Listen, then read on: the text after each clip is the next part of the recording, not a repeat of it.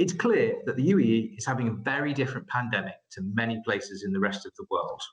If you look back to the UK, you'll see they're predicting an 11% contraction in its economy. Yet here in the UAE, it very much feels like the feel-good factor is back, the result and rewards of strong early action. One recent major driver of that have been reforms to personal and business laws. And here to discuss this with me today in the latest of the Arabian Business Back to Business webinar series are two very smart people. Firstly, Scott Cairns, a Creation Business Consultant, and Arash Darabnia, who is Director of Consulting with CBRE Middle East. Thank you for joining me today, gentlemen. Thanks, Scott. Thank you. Well, Scott, I will start with you, if I may. It kind of feels that confidence was coming back into the market even before these initiatives recently. But this latest move to remove the requirement for an Emirati business partner and have 100% foreign ownership, how's that going to impact the market? It seems to be, from our perspective, obviously very well received. So it's been absolute buzz on LinkedIn, and it's been all of the emailers flying around with everyone's opinion. I guess one of the issues we have at the moment is we're not entirely sure how far this goes. So we had an announcement saying that they are looking to remove the 51% local ownership, which is great for investor confidence, especially for the foreign investors. But at the moment, we're still waiting to see exactly, if the devil's in the detail. So one of the biggest impediments, for FDI coming into the country, into the mainland, has always been the 51% local ownership requirement. And we see a lot of the large multinationals balking at having a mainland company because they are quite concerned about that from a risk perspective, from an accounting perspective, for consolidations. There's a bunch of reasons why they're always a bit cautious. So we see them heading towards either a branch structure or maybe even a free zone setup. Yeah. Now, if the 51% is completely removed across the board, obviously then it begs the question, what will happen to free zones? So I think that's something that we can discuss maybe later on. But it also then opens up, I think, an absolute flurry of activity with people removing local sponsors and also bringing in new investment, which I think is probably the whole point of this new law. So I think really it's going to be a very positive thing for the market, but we're still waiting to see how it plays out in reality. It looks like there's a few caveats on there there's a committee to review it. It's going to be dealt with at a local level, say in Dubai by the DED, and then they still may have some jurisdiction over who can and can't do this. We need to see what activities or industries it affects. So there's still some detail to be nutted out, but in general, I think it's been very well received. Arash, with CBRE, I mean, you're constantly looking at the market and the business landscape and looking at sentiment and that sort of thing. Again, just coming back to that statement about the feel-good factor being here even before these were announced, were you seeing that? And then how have you seen that changed as we've had the UAE making these very proactive announcements? I mean, I think you've touched the nail on the head. There was a feel-good factor, but we also want to be cautious as well, because some of these things in terms of the pandemic is out of everyone's control. And I think we look at that in the perspective of the health issues there were the recent announcements in terms of the vaccine coming out and how that affects business just globally, not in the region. So I think there are some things that are out of our control, but the UAE in general has always been on the forefront. And I think a lot of these initiatives that they've been discussing, which the last one is this 100% ownership thing, just a few months ago, the different sectors in terms of the extended visa periods. So they've been looking at a set of reforms that I think when you look at that in totality, will have a very large impact. But I'd have to agree with Scott. I think he's right to say that the devil's in the details. It's really in terms of how you roll that out. Is this an overall strategy in terms of the 100% reform? Is it one part of a bigger picture?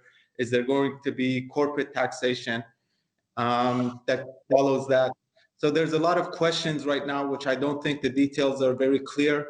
But in terms of the total impact of that on the region, I think in terms of FDI flows, at the end of it will be positive. But with any initiative and any reform, there will always be challenges, opportunities, and winners and losers. But I think for the region overall, and specifically when you look at that in Dubai and Abu Dhabi, there should be a lot of interest in that from foreign business setups and just foreign direct investment coming in as well.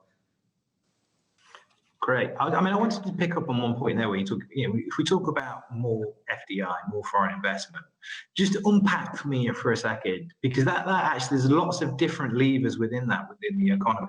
I mean, Arash, you guys are very across the property market and what's happening with the property sector right now. What would that mean?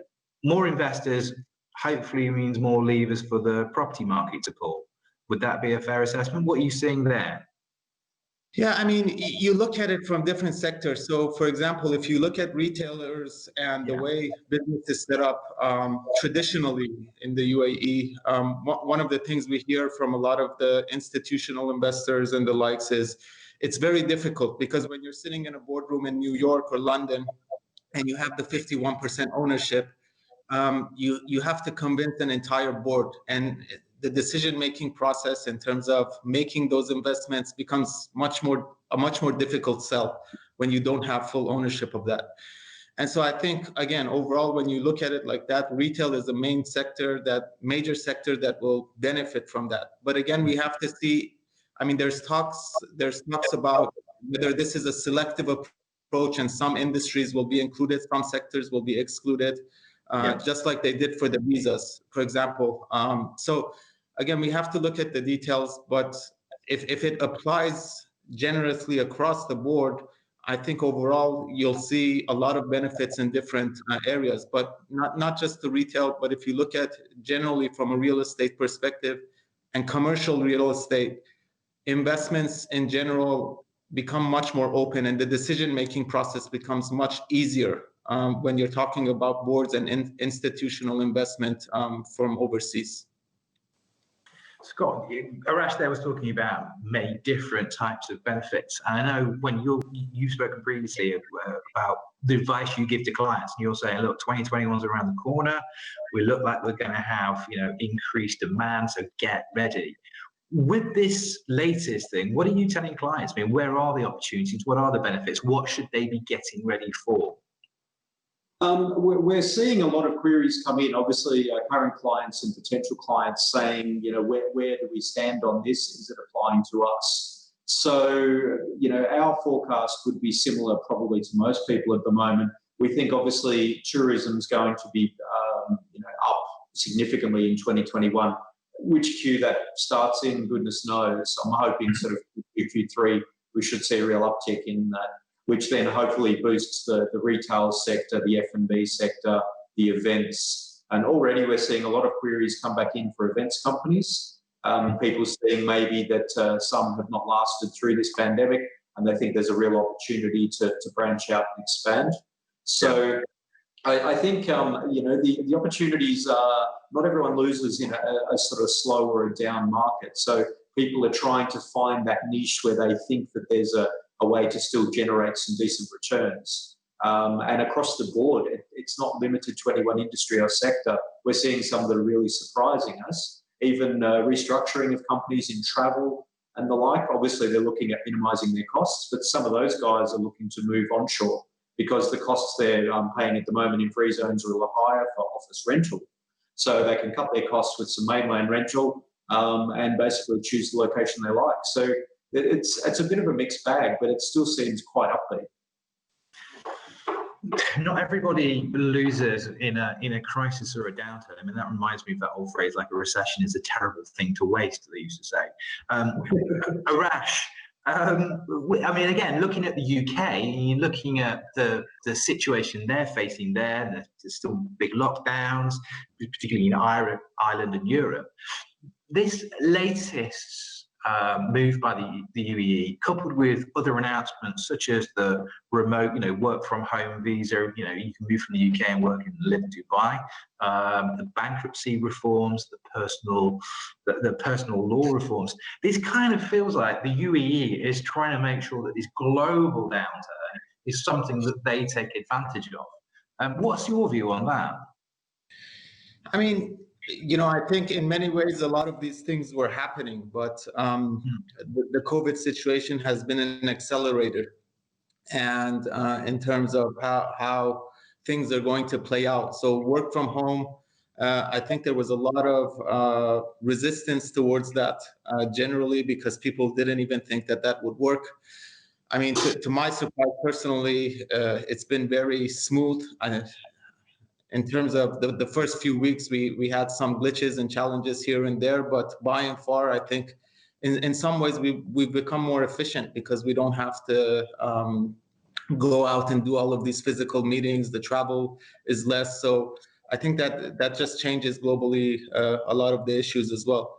So COVID in some ways has become an accelerator in some ways. In some areas, technology is one of the areas that's been again, a lot of the changes have been happening technologically, but when it comes to the property sector and technology, one of the areas that would be probably a winner out of that would be the data centers. The data centers are now something that's a very big business segment. And as you can see, the likes of Amazon have made a killing over this time, and some other businesses haven't done so well. So I think just in general, the UAE is very entrepreneurial in spirit, and you see a lot of companies in that space. And I would think that the growth for this business sector that has to do with technology and property over the next 5 years will be pretty strong as well, because now a lot of entrepreneurs are set up, and COVID has, in a way, accelerated the thinking and the focus, and exposed some of the challenges as well. So I would see those sectors benefiting from the overall COVID situation in the medium term. Well, I mean, I know, Scott, you've embraced technology. You love a good webinar, don't you? I wanted to pick up on what Arash was saying there, though. He's saying basically, like, this has accelerated the procedure. The proceedings. But this recent raft of reforms taken in the round, I mean, it almost feels unprecedented. I don't think we've seen this amount of change announcements going on, for at least for some time in the UAE. Yeah, taking it around, what are you telling clients about the opportunity in the UAE now? I think a lot of this comes down to sort of the investor and consumer confidence here. So when we're talking about things like the bankruptcy law, previously some people were a little reticent to take a chance on things because if things go wrong, they're a little bit worried about their position from a legal standpoint. But when we're looking at changes to the bankruptcy law, which provides a little bit more protection and gives people a chance to try and take that step. I think that's a great thing for improving the confidence and actually getting people, a bit of a boost to the economy. And likewise, when you're talking about, relaxation of the laws towards alcohol, cohabitation for unmarried couples, wills and the like, I think that is trying to, say to the rest of the world, guys, it's not such a foreign place being here. You will understand it. It's kind of like home. And there's, again, more confidence for people to come here, do business here, and understand that the rules and regulations that they have at home in some way do apply here. And, especially things like succession planning for assets and wills, I think has been very important because that's always been a little bit contentious for some people. But if that, again, boosts the confidence of people, then they're more willing to maybe leave assets here in the region rather than trying to shift them offshore or into different jurisdictions. Arash, I mean, building off that, talking about confidence, one message that keeps coming through from the business people, particularly the ones who are investing right now that we speak to at Arabian Business, they keep coming back to this statement, which is, I believe in Dubai, or I believe in the UAE. Are you hearing similar sentiments? I mean, when we look around the world, are people looking around the world and then looking at the UAE and going, do you know what, this is a good place to be? Yeah, I mean, definitely. What we see, and I've been fortunate enough to be in the region since, and I've been through the 2008-9 financial crisis in the region as well. And I think some of those sentiments and messages, I think, and questions were raised back then too. But again, looking at this back to the initial point that we were discussing about, I think the leadership in the UAE, when you look at the broad policy initiatives that they're proposing and opening up, and the flexibility that they're showing, because this 100% ownership thing is really the backbone of how business is set up in the region for the past 20, 30, 40 years, right? And so their flexibility to really look at that and be able to change it and show the leadership in terms of going towards that, I think provides a lot of confidence and telegraphs the message that we're here to do business. We're a friendly environment. We're making not only the investments monetarily, but we're looking at the policies as well. And I think they're touching on the right elements. Now, again, the devil will be in the details. It's how we roll that out, how we go about it in terms of the specifics of that. But on the face of it, the broad outline of the policies are very positive, and I think they telegraph confidence. Scott, we've had commentators in Arabian business say things like the UAE has now removed the biggest hurdle to FDI it ever had, and the size of the prize is now massive. But at the start of this conversation, we did say we should return to it. If I'm a free zone, what does this mean for me? What can because obviously the free zones are a big part of the business landscape right now. What does this mean? What can they do? Is there an opportunity here for them as well, or is this very much a threat to the free zone model? Look, I think that's a really good question, because it's one we're asking ourselves and we're asking internally with our team. We're saying, how relevant are the free zone models, given that it's a free-for-all if everyone can be in the mainland? And what I think we've sort of come down to is a bit of a consensus that obviously DIFC and ADGM have their own courts and their own laws and their own regulations. And I think from a regulatory standpoint, both of those have good longevity. People are looking at setting up regulated entities in the financial sector in those two jurisdictions. So they still remain relevant from our perspective. Then you have the other free zones that you can't live without. So you have those at the ports and the airports like DAFSA and JAFSA and the like. And maybe DMCC that has the commodities and diamond trading, gold trading. So those are sort of integral to the infrastructure of this country insofar as logistics, aviation and the likes goes, bringing goods in and out. But then when you're starting to look at some of the other free zones, you really need to start questioning what the relevance will be to be in that area or in that free zone, given that you could move 100 meters up the road, be in the mainland and probably cut your costs by 70% on the rent and your company renewal fees.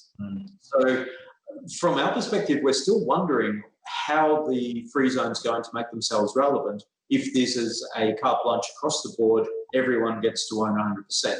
And that's one of the reasons why we think, at least for now, this is going to be sort of a staged implementation. It won't be everyone gets to take the 51% day one, because otherwise I think the free zone industry as a whole is going to really struggle here, given that on a cost comparison, it's going to be quite even between there and the mainland.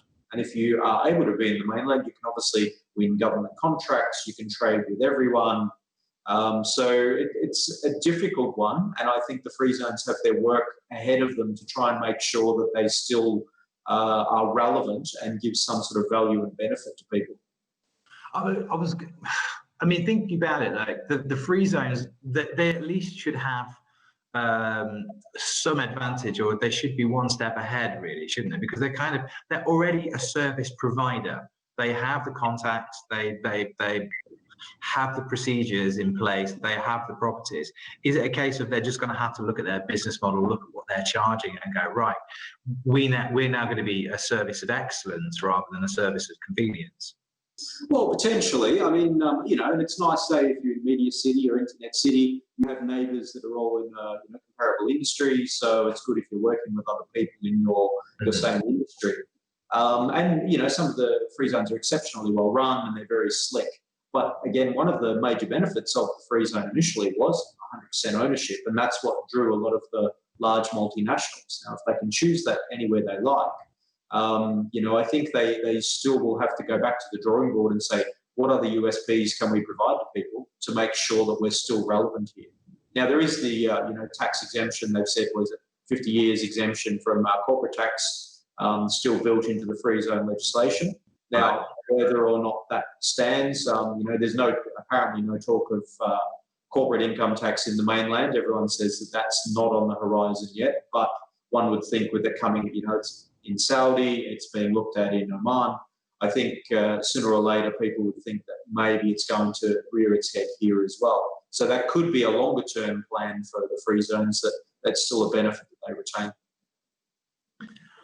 Arash, again, through the lens of CBRE, the research that you're constantly doing on the market, what are the trends you're seeing coming through towards the end of the year? What's your outlook for 2021? Is it very optimistic? Is it cautiously optimistic?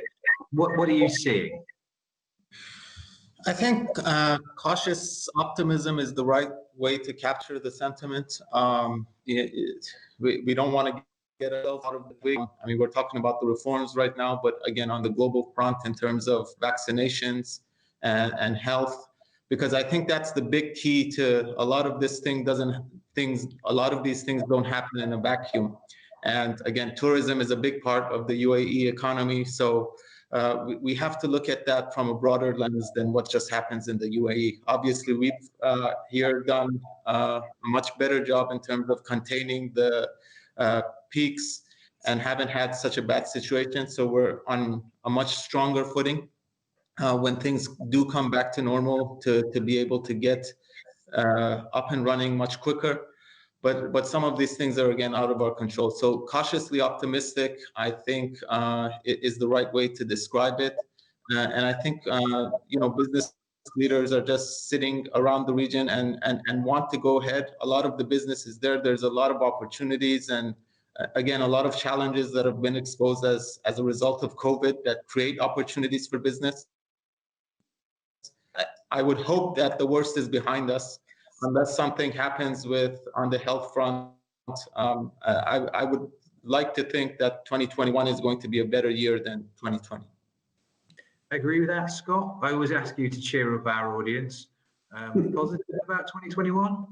Bullish? No, I'm definitely the man for that job. Look, we're quite bullish on the 2021 outlook.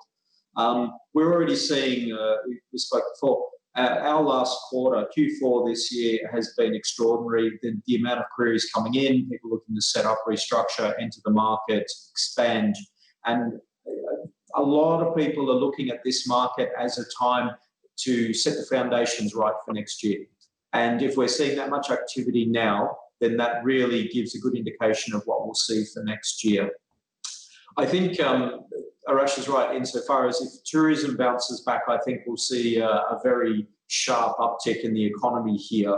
And I think one of the other drivers for Dubai's economic outlook will be how Saudi performs in the sort of early months next year as well. When the giga projects come online, you've got an awful lot of people in Dubai or UAE that do travel between Saudi working on different projects. So I think we sort of go hand in hand with how their performance is going to be as well. But from what we can see, hopefully by the time Expo rolls around, we'll have got the formula right for, visitors coming in, for safe, secure transport, and for people to be able to attend these events. And if events can come back online, you've got your Gulf Foods and your motor show and these sorts of things. If they can pick back up, I think in a safe manner, I think we're looking forward to a pretty good 2021. Well, I mean, Arash, I'll bring you back onto that as well. how important are live events? I mean, we're days away from Chitex returning as a live event, and a bit of selfish promotion during this. I mean, we've got the AB Awards, the Arabian Business Awards, which will be taking place in December. Outdoor, beautiful venue at District 1. But, we as a business ITP go, yeah, live events are back and they're coming back. How important are they to the UAE's kind of confidence play, shall we say? I mean, I think in general, they're very important because once you can get back to that feeling of, you have the live events, there's that semblance of normalcy that's coming back. Obviously, we don't want to be too cavalier in getting people out, because I think one of the things that's helped us has been, the tight restrictions that they implemented early on. So yes, once it comes back, and if we do it the right way, I think it's very important, because then people feel that the economy is now back in a sustainable form. But again, we don't also want to be cavalier, so we have to be careful to make sure that we don't make the same, not to call it mistakes, but to have the same kind of situations in terms of what's going on in other places in the world with the peaks. Because we've done a good job so far in the region. Scott, last question, put you on the spot. Pick 3 words to describe 2021. Optimism, cautious optimism, and I'll take that as one. Yeah, okay. And I think rebound, and for the UAE, I certainly hope it's tourism. And Arash, similar challenge to you. That's a tough one. I would have to agree on cautious optimism. I think people are just geared to go. I mean, everyone just wants to also just jump out, and they're ready to work and get back to normal. So hopefully normalcy is not a bad word, in a good way. So cautious optimism, a little bit of normalcy, and probably new normal as well. Because some things will be different moving forward anyways. So I'm going to pick my 3 words, which are back to business, which this has been the latest in the webinar series for Arabian business. God, you got to love how I did that, didn't you? Gentlemen, thank you very much for joining me this morning. Real pleasure to have you on the Back to Business webinar, and speak to you again soon. All the best. Thanks very much.